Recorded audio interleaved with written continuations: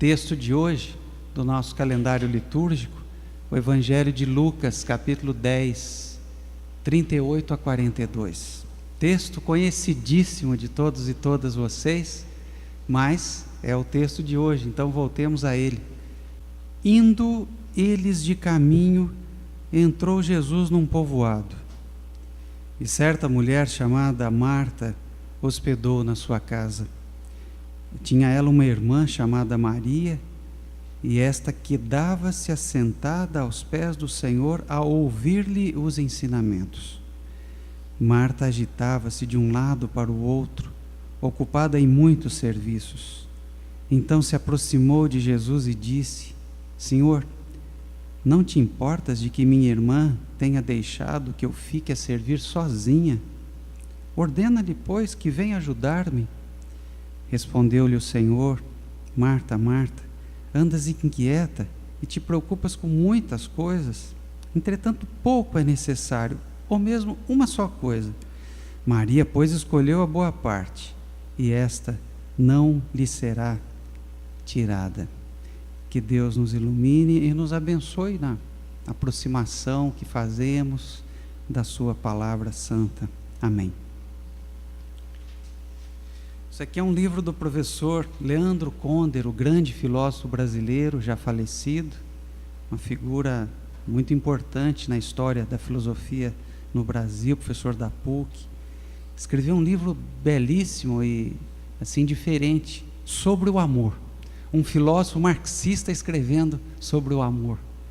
E aí ele vai dizendo como que essa questão do amor, ela se faz presente também, né, na vida dos filósofos, na história da filosofia. E eu queria só dar um destaque para um trecho aqui no livro, que é uma carta escrita por Marx, né, Karl Marx, para sua amada. E Marx diz o seguinte: basta que estejas longe e meu amor por ti aparece tal como ele é, como um gigante no qual se acham reunidas toda a energia de meu espírito e toda a vitalidade do meu coração. Sinto-me outra vez um homem, na medida em que me sinto vivendo uma grande paixão.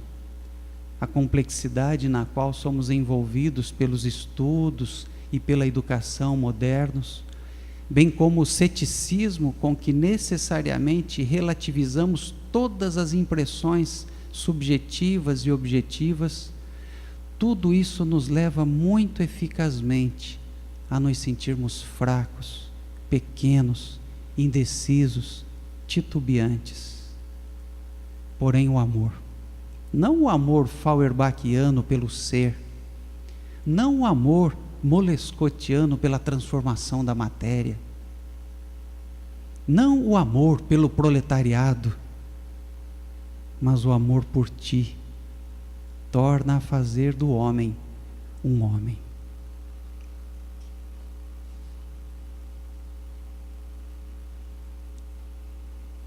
Esse texto que nós acabamos de ler, ele quer dizer que a contemplação é mais importante que a ação?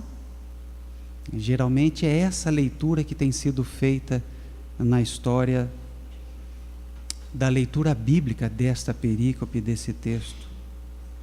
Esse texto quer dizer que a vida contemplativa, ela é mais importante que a vida ativa? Não, não é. Porque se o fosse, estaria negado o que está dito no texto anterior, que foi alvo da nossa reflexão no domingo passado. O texto anterior coloca uma interrogação nessa tese. O personagem central da parábola do samaritano não é o que contempla, não é o que ora, não é o que adora, mas o que age. Não é o que eleva preces ao céu, mas o que cuida. Ora, mas se o texto não quer dizer que contemplar é mais importante que servir, porque geralmente é a leitura mais imediata que a gente faz desse texto, que escutar é mais importante que trabalhar, como interpretar essa reprimenda, entre aspas, de Jesus a Marta? Por que que Jesus foi tão duro com Marta? Foi duro? Marta, Marta, andas inquieta, te preocupas com muitas coisas, porém pouca coisa é necessária. Nesse momento, Maria escolheu essa pouca coisa que é necessária. Mas vejam vocês, uma outra tradução pode nos levar a um lugar de entender que não se trata de uma reprimenda a Marta. Marta, Marta, não faça tempestade em copo d'água. Você está preocupada à toa. Só uma coisa importa, e Maria escolheu. Só uma coisa importa nesses afazeres domésticos agora, é o prato principal, e eu não vou tirar isso dela. Como é que a gente pode ler então esse texto sem afirmar que o mais importante é a oração, o mais importante é a contemplação, o mais importante? Aliás, hoje pela manhã, quando a gente lê o texto aqui, várias pessoas se levantaram a favor de Marta. A Lisete foi a primeira delas. Eu, quando li o texto lá em casa, como sempre tento fazer durante a semana, e para ver a crítica da família, também Marta, sobressaiu-se. A gente pode fazer tantas leituras. Uma delas, a gente pode pensar, e aí um recurso histórico que pode nos ajudar, mas também, talvez esse texto reflita uma luta interna da comunidade para a qual, ou para quem Lucas está escrevendo, e a luta é a seguinte, e a mensagem que o texto quer passar talvez seja a seguinte: olha, a mulher, ela é portadora de todos os direitos e de toda a dignidade. Uma mulher pode sim se sentar diante de um mestre, que é uma atitude impensável no mundo judaico. Só os homens podem fazê-lo, e a gente vê Maria fazendo isso. Traduzindo, será que não há uma luta interna ali na comunidade? E um grupo representado por Marta não fica dizendo, naquela cultura, não muito diferente da nossa, lugar de mulher é na cozinha. Será que Marta não poderia ser a porta-voz, o personagem representante dessa postura machista? É um gesto revolucionário de Maria, estar aos pés do mestre. Só o homem, no Evangelho de Lucas e nos Atos, o texto lucano, essa é uma atitude do homem. Maria o faz, porque é digna. É uma quebra assim de um preconceito muito forte. A favor de Marta, encontramos um teólogo importante na história da tradição cristã, lá do século XIV, Mestre Eckhart, amado pelos teólogos e pelos grandes filósofos, inclusive, desses últimos séculos. E ele faz uma leitura surpreendente desse texto. E talvez tenha sido o único a defender Marta. Ele se põe à defesa de Marta. Ele diz assim: Marta é mais experiente. Marta é a mulher que lá em João capítulo 11, fez a mesma confissão que Pedro, o grande Pedro, o primeiro Papa, fez. Tu és o Cristo, Filho de Deus. Essa confissão veio dos lábios de Marta, quando Jesus chegou para visitar a família, quando Lázaro estava naquela situação. E é como se, no entender de Mestre Eckhart, Marta dissesse: Jesus, peça que a minha irmã venha me ajudar. E o Mestre Eckhart vai dizer assim: Marta não faz isso por ressentimento, Marta não faz isso por inveja, Marta diz isso por amor. E sabe por que ela diz isso? Para Marta, Deus se manifesta no consolo, Deus se manifesta nas visitações que faz a nossa sensibilidade. Deus fica perto de nós e nos dá essa sensação de beleza, essa sensação de bondade, essa sensação de que somos acolhidos, essa sensação de que somos aceitos. Mas, quando a nossa relação com Deus se dá nesse diapasão, ela ainda é uma relação utilitária, ela ainda é uma relação interessada. Eu quero ver estar com Deus quando a gente não sente consolo nenhum. Eu quero ver estar com Deus quando a gente não está amando ninguém. Eu quero ver estar com Deus quando está dando tudo errado na nossa vida. Então, para Mestre Eckhart, Marta é um pouco isso. Marta era madura. Maria era uma infante na fé. E por isso Marta parece com a chata, que está pedindo, que Maria experimente um outro lugar, que não esse apenas, do consolo, de ficar ali sendo acolhida, ouvida, e aberta à presença de Jesus, o visitante. Fico pensando que se deixarmos os nossos filhos ao léu de suas satisfações pessoais, eles, no nosso caso lá em casa, Ana Luz, quererão ver televisão o dia todo. Não é, convenhamos, o melhor lugar para passar o dia, certo? Então a gente fica como Marta ali. Filha, vai ler. Filha, vai estudar. Filha, vai fazer aquilo outro. Se deixarmos que um religioso fique ao léu dos seus desejos pessoais, ele não quererá sair do templo e ficar o tempo todo em oração. Convenhamos, esse não é o melhor lugar para se passar a semana. Marta queria que a espiritualidade de Maria não se alimentasse só de sensações agradáveis. Marta queria que Maria, como ela, respirasse Deus ao varrer uma casa, ao preparar uma comida. Poema de Adélia Prado. Quando no final desse dia eu olho para essa cozinha tão limpa e brilhante e vejo, essa foi a obra das minhas mãos. A oração, o clamor, o milagre, esse é o grande milagre, essa cozinha limpa.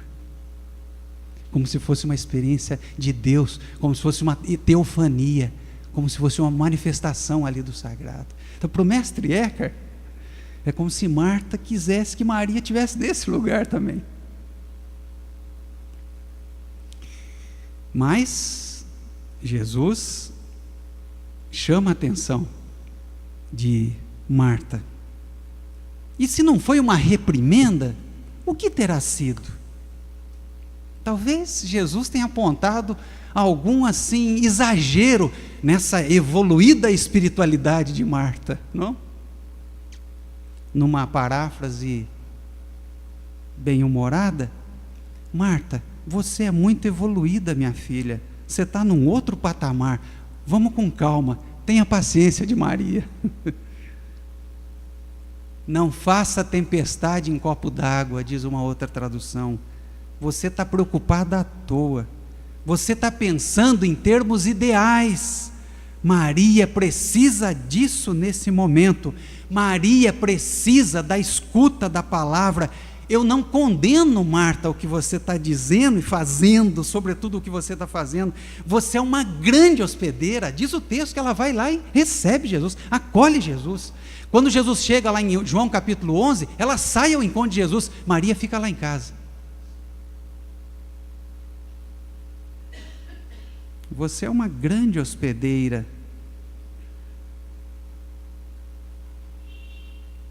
Seu nome é hospitalidade, Marta.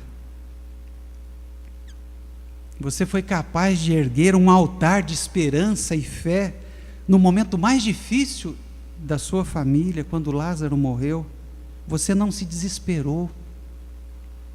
Mas cuidado, Marta, para não cair num hospitalismo, tornar-se prisioneira da hospitalidade. Arrumar tanto a casa, pensar só na casa e esquecer do visitante.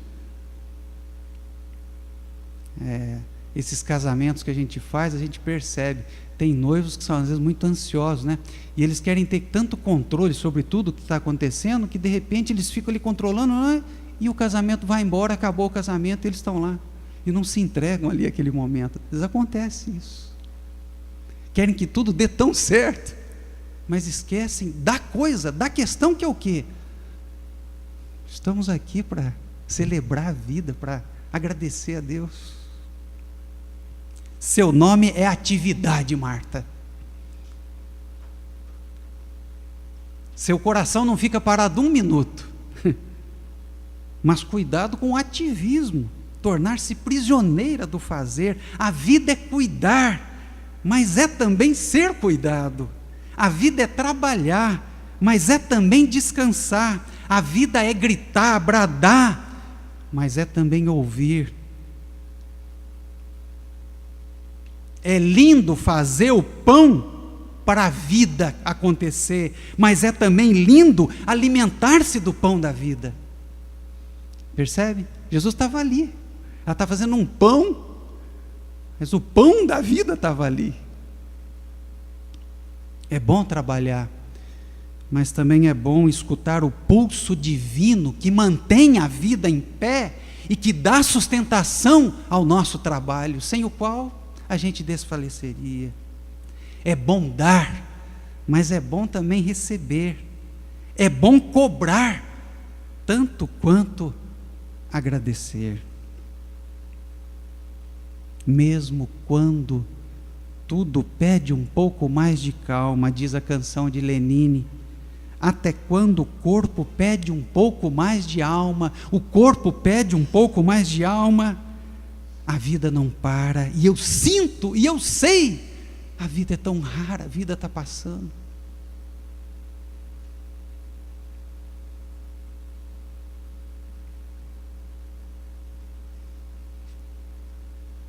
A complexidade na qual somos envolvidos pelos estudos, pela educação modernos, o ceticismo com que necessariamente relativizamos tudo que acontece na nossa vida, todas as nossas impressões, tudo isso nos leva muito eficazmente a nos sentirmos fracos, pequenos, indecisos, titubeantes, e eu diria ressequidos. Onde é que nos alimentamos? Qual é a fonte para nos alimentar? Qual é a fonte para nos matar essa sede e nos fazer mais leves? Qual é a fonte? O velho Marx estava falando da sua fonte lá. Eu estou percebendo o seguinte: não é o amor feuerbachiano, não é o amor platônico, não é o amor pelo proletariado. E como lutou esse cara, no fundo, o que dá sustentação mesmo. Se não tivesse isso, eu não seria nada. É esse amor que eu tenho por você, esse amor que eu tenho pelo seu. Aliás, é a história de uma tragédia, a família de Marx, os filhos perdidos, mortos. Tem uma fonte. Eu tenho sede de uma fonte. É a fonte. Onde é que aurimos as nossas forças? Onde nos alimentamos? É a nossa espiritualidade. Vocês não se sentem assim, às vezes, ressequidos, secos? Trabalho, um sistema desumanizante. Essa semana mesmo eu estive, com uma pessoa que me falava da sua angústia, esse trabalho mecânico, esse trabalho, essa vida, essa profissão pela qual ela se dedicou, se preparou, estudou, abriu mão de um monte de coisas, fez uma escolha que sabia que não era para ganhar dinheiro, se dedicou àquilo. Hoje essa pauperização é um desmanche da sua profissão, do lugar onde ela trabalha, no serviço público. Ela quase assim, a angústia dela. De onde tiramos forças para não ficarmos céticos, para não ficarmos cínicos e fazer de conta que está tudo bem, e sobretudo para não ficarmos amargos, ressequidos. Marta, tão lindo tudo que você faz, mas a gente precisa de uma fonte para se abastecer, a gente precisa de uma espiritualidade. Vocês não sentem isso? Onde? Onde aurimos essas forças? Na aprovação das pessoas?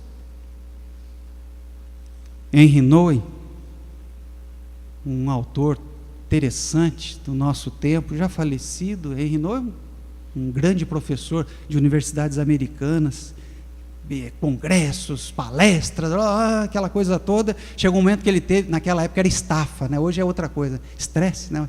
É estafa, teve um piripaque, e a partir disso ele muda totalmente a sua vida, né? Percebe a sequidão e vai inclusive viver entre os pobres, cria uma comunidade de apoio a crianças portadoras de deficiência, né, mental, lá no Canadá, se dedica a isso.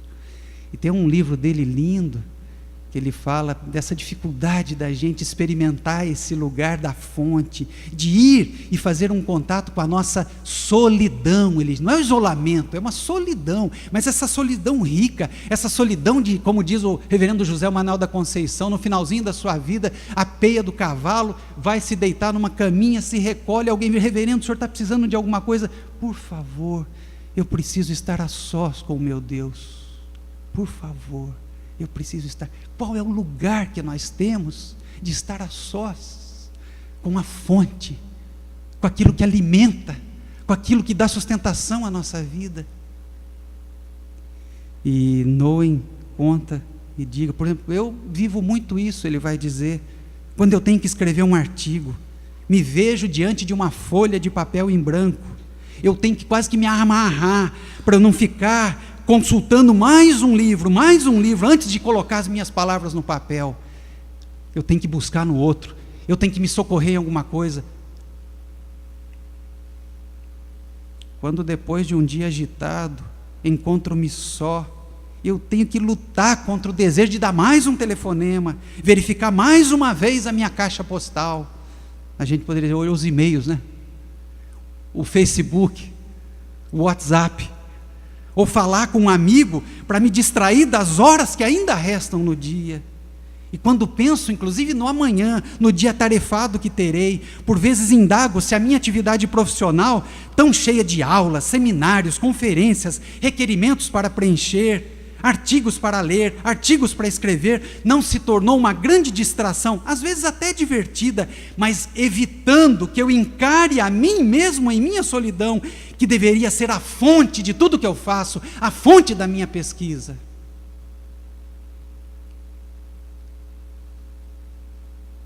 Qual é o lugar onde aurimos forças, nos abastecemos? Eu tenho sede de uma fonte, diz a canção antiga. Quais são as nossas fontes? Às vezes as nossas devocionalidades, elas não dão mais conta, né, disso. Vai mudando a vida, a gente muda. Eu, por exemplo, toda noite eu orava, né, na hora de dormir, tinha um momento, né, agora me deito para dormir, guarda meu Deus em teu amor, se eu morrer sem acordar, recebe a minha alma, Senhor, amém. Chegou um momento que essas palavras ainda não faziam muito sentido. Então, tem que trocar a devocionalidade, mas não pode perder a espiritualidade. Aonde que a gente se abastece?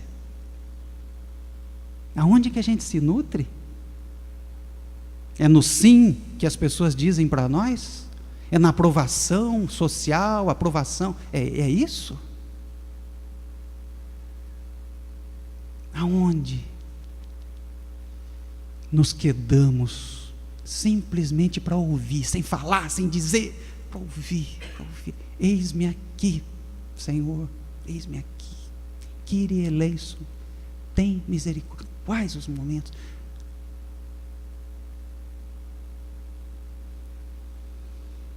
A espiritualidade, a gente pode dizer de Marx, a espiritualidade que mantém a vida acesa, que mantém. Quantas vezes, por essa falta de espiritualidade, a gente às vezes luta, faz um monte de coisa pelo mundo inteiro e perde as nossas próprias amizades, perde a nossa própria família, perde a gente mesmo.